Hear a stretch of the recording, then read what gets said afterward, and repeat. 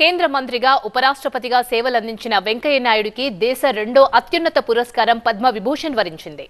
ప్రజా వ్యవహారాల విభాగం కింద ఆయనకు పురస్కారం లభించింది. దీనిపై స్పందిస్తూ ఆయన ఈ గౌరవం పట్ల తాను నిజంగా వినయంగా ఉన్నానని, ఈ అవార్డును రైతులు, మహిళలు, యువకులు, భారతదేశంలోని తన తోటి పౌరులందరికీ అంకితం చేస్తున్నానని తెలిపారు.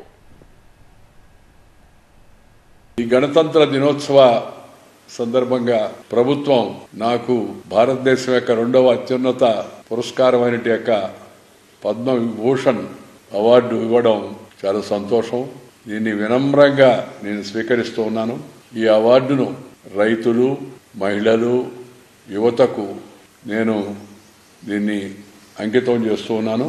జీవితంలో ఏ స్థాయిలో, ఏ పదవిలో, ఏ బాధ్యతలో ఉన్నా శాసనసభ్యుడిగా, పార్లమెంటు సభ్యుడిగా, పార్టీ రాష్ట్ర నాయకుడిగా, అఖిల భారత అధ్యక్షుడిగా, కేంద్ర మంత్రిగా, వివిధ శాఖల్లో ఎప్పుడు పనిచేసిన ప్రజాక్షేమమే ముఖ్యంగా ధ్యేయంగా పెట్టుకొని కొన్ని విలువలు, సాంప్రదాయాలు కాపాడుతూ వచ్చాను.